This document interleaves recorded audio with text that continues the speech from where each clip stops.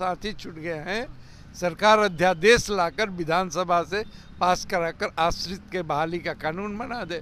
हटा दिया गया है तो हम लोग किसके पास जाएं? हम लोग की क्या गलती है? नीतीश कुमार जी ही ने बहाली निकाली यहाँ पर, इसलिए हम लोग बैठे हैं कि नीतीश कुमार जी हम लोगों की बात को सुने कि हम लोगों की क्या गलती है कि अगर आप मेरी बातों को नहीं सुनते हैं, दोबारा फिर से नियुक्ति पत्र सभी को नहीं देते हैं और आश्रितों की बहाली नहीं करते हैं, तो आप जो प्रधानमंत्री के बनने का सपना देख रहे हैं आप कभी नहीं बन पाएंगे। आपको सुनना होगा नीतीश कुमार जी, हमारी बातों को सुनना होगा। अगर जब तक नहीं सुनेंगे हम लोग अनिश्चितकालीन हालत पर रहेंगे। क्या नीतीश कुमार का यह नीति हो गया कि मेरा चौकीदार भी जेल जाए?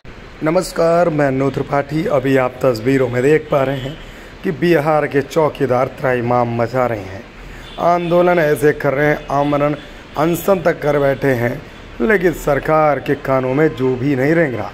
इसका कहीं न कहीं कारण ये है कि सरकार इनकी धरने से मांग को पूरा नहीं कर सकती, क्योंकि कहीं ना कहीं चौकीदारों ने कोर्ट का दरवाज़ा खटखटाया था।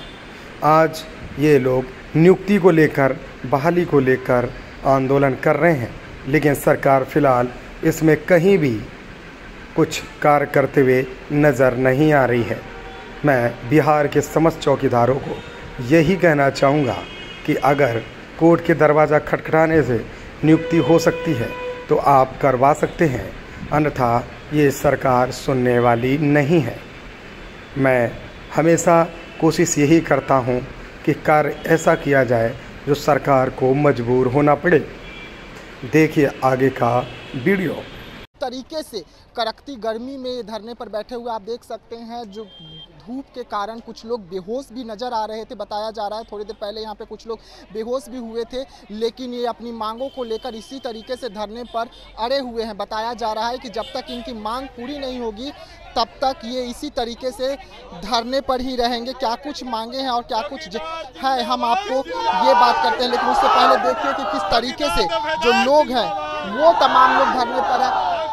क्या क्या मांगे हैं जिसके लिए धरने पर बैठे? हम लोग के मांगे हैं कि जो नीतीश कुमार जी ने हम लोगों को 2014 में जो नियमावली लाई थी कि उसके आश्रितों को बहाली किया जाए, उसी नियम को एक बार नीतीश कुमार ने हम लोगों से नियुक्ति पत्र दे करके छीन लिया है और 6 महीने हम लोग से खट रहे हैं और वेतन भी नहीं मिला है। उसके बाद हम लोगों को हटा दिया गया है तो हम लोग किसके पास जाएं? हम लोग की क्या गलती है? नीतीश कुमार जी ही ने बहाली निकाली, उसके तहत हम लोग नियम के तहत हम लोगों ने आवेदन दिया, हम लोग की बहाली भी हुई, डीएम साहब ने हम लोग को नियुक्ति पत्र दिया और उसके बाद बोलते हैं कि 6 महीना करने के बाद आप बर्खास्त किया जाए।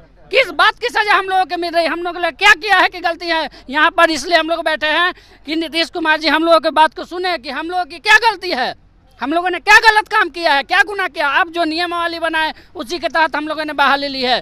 तो हम लोगों को नीतीश सरकार से यही कहना है कि अगर आप मेरी बातों को नहीं सुनते हैं, दोबारा फिर से नियुक्ति पत्र सभी को नहीं देते हैं और आश्रितों की बहाली नहीं करते हैं, तो आप जो प्रधानमंत्री के बनने का सपना देख रहे हैं आप कभी नहीं बन पाएंगे। प्रधानमंत्री तो नीतीश नहीं बन पाएंगे, लेकिन मैं बिहार के चौकीदारों से एक ही बात कहना चाहूँगा कि मुकदमा आपने किया है तो सरकार बौखला गई।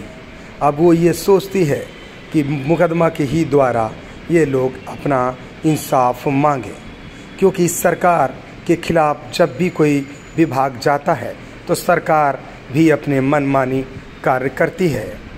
आप लोग मुकदमा करके अपनी बहाली करा ले गए, आपने वेतन तो अच्छा करा लिया, लेकिन सरकार ने टर्म कंडीशन रख दी कि 6 महीने बाद आप नौकरी से हटा दिए जाएंगे।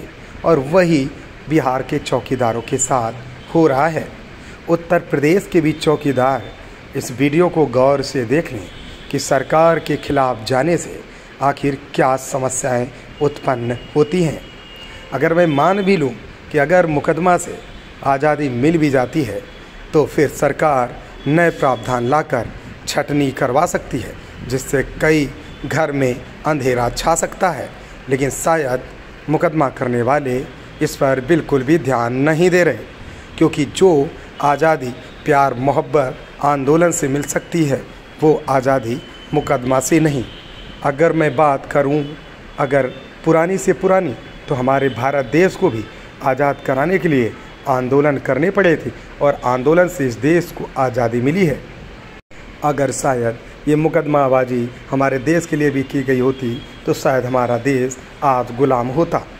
ये बातों को आप ध्यान से समझिए और अपने दिमाग से सोचिए कि जब भी हम सरकार के खिलाफ चलते हैं तो सरकार गुस्से में आकर जवाब तो देती ही है, वेतन वृद्धि तो करती ही है, लेकिन टर्म कंडीशन भी अपनी अप्लाई करती है, जिसके लिए आपको काफ़ी परेशानियां आती रहती हैं। जैसा कि तस्वीरों में आप देख पा रहे हैं कि बिहार के चौकीदार किस हालत में जी रहे हैं, जीता जागता सबूत है।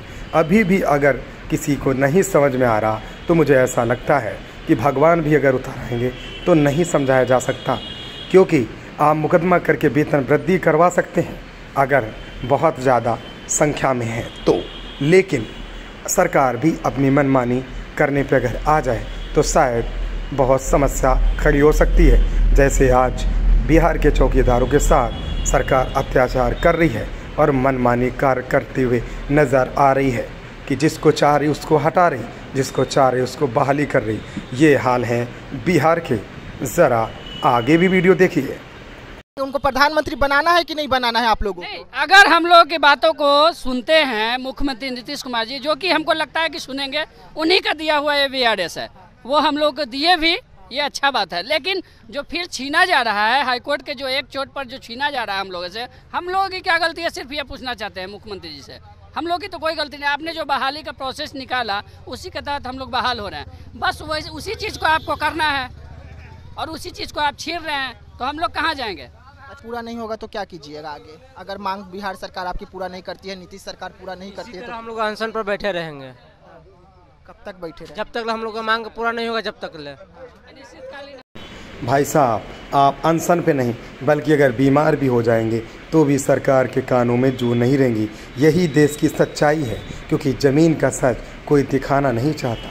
यही है ज़मीन का सच, क्योंकि सरकार बौखलाई है, क्योंकि सरकार के ऊपर इतने सारे मुकदमे हो गए तो सरकार नाराज़गी जता रही है। इसका समाधान सिर्फ अगर हो सकता है तो नीतीश कुमार जी से मिलकर हाथ पैर जोड़कर माफ़ी मांग लीजिए और कह दीजिए कि सरकार, आपसे निवेदन है कि आज के बाद हम आपके खिलाफ़ नहीं खड़े होंगे। क्योंकि आप ज़रा सोचिए कि अगर जिस सरकार से हमें वेतन मिल रहा है, अगर हम उसके ही खिलाफ़ जाएंगे तो जैसी बात है कि सरकार नाराज़ होगी। उस नाराज़गी का परिणाम आप सामने तस्वीरों में देख पा रहे हैं। जय Hind. Voice of king 24 media Annu Tripathi के साथ।